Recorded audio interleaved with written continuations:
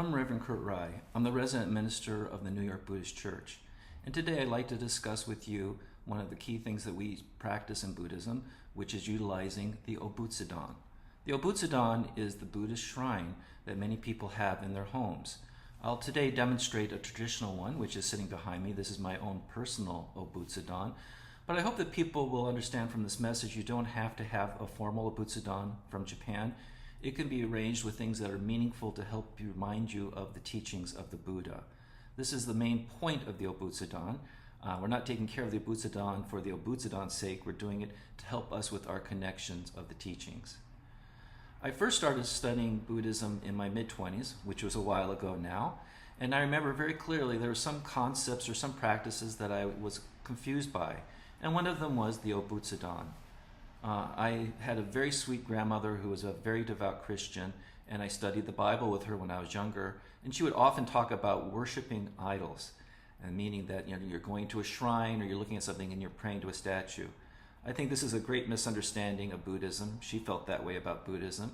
But when we have the Obutsudan or the beautiful altar that we have here in New York or any of our other temples, it is a way for us to interact with the Dharma.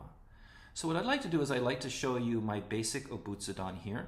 For those that might be able to see it clear, that you'll see there is the wisteria here, which is also a maiwagesa. This is the symbol of our school, of the Western school of Jodo Shinshu, Nishi Honganji Ha.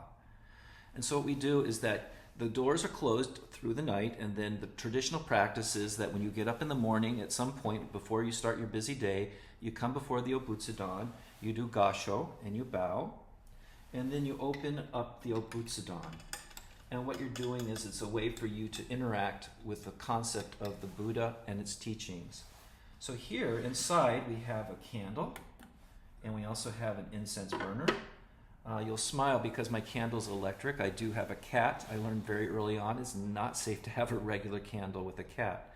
So what you do is you open it up, and then what you do is you take a stick of incense and you light it. And then you place this in the burner. You don't blow out the candle, the incense, you just wave it across. You put it there, and then what you do is you usually have on the side, you can't see it, I have a small bell, and I ring it twice. And then I do gasho, and I say the nembutsu, namadats, namadats, namadats,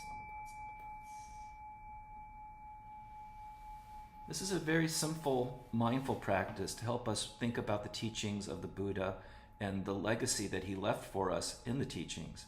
So every morning you come up, you open the doors, you try to be mindful for a moment. I'll be very honest, there's many times in the morning where I've got my mind, I'm thinking about what I'm going to be doing throughout the day, and I'll do Oshoko, and my mind's not concentrating on the Dharma. And that's very human. And so this is a very gentle way for us to remember to interact with the Dharma. Many of you might not know, but there is a merit badge for the Cub Scouts, a Buddhist merit badge. And one of the chapters in their book was on the Obutsudan, or the altar. And I was teaching this at Fresno, the temple, and most of my Cub Scouts were all Japanese-American, multi-generation Jodo Shinshu Buddhists. They had grandparents that practiced. And when the chapter came up for the Obutsudan, they kind of hemmed and hawed and were a little embarrassed. And finally, one of my favorites, very outspoken gentleman, said, well, I don't do the Obutsudan because I don't chant every morning like my grandmother does. And I thought, oh, that's kind of sad that the idea that the Obutsudan, which is our way to relate to the Dharma, for us to calm our mind, became something that made him anxious. So I explained to him, simply opening up the Obutsudan in the morning, saying good morning to the Buddha. If you have time to chant, if you want to chant, you're perfectly welcome to do that. Also, you can see my setup is very simple. Traditionally, there would also be a flower offering, or there would be a food offering like obupan, which is rice ball. But in my modern life, when I lived in California, I had a garden outside, so I bring fresh flowers every day. It was natural. Unfortunately, that's not my lifestyle here in Manhattan. But the idea is that I do every day light the incense, light the candle, and reflect on the Buddha. And if I have time, I'll do the chanting. One of the things, as I mentioned in the beginning, is that you do not have to have a formal Obutsudan that's from Japan. It doesn't have to even be a box. I know many people that are Buddhists that will have, whether it's a picture of the Buddha or whether it's something that reminds them of the Buddha. I have a friend that has a rock from our head temple in Kyoto, and that is their focal point. And every morning they get up and they light the incense and start the day thinking about the Dharma. So that's the function of the Obutsudan, and it can be any kind of configuration that you would like. As I told the Cub Scouts, so you start the day with thinking about the Buddha. You're respectful throughout the day with the Obutsudan. You don't try to ignore it. It's a gentle reminder of the teachings.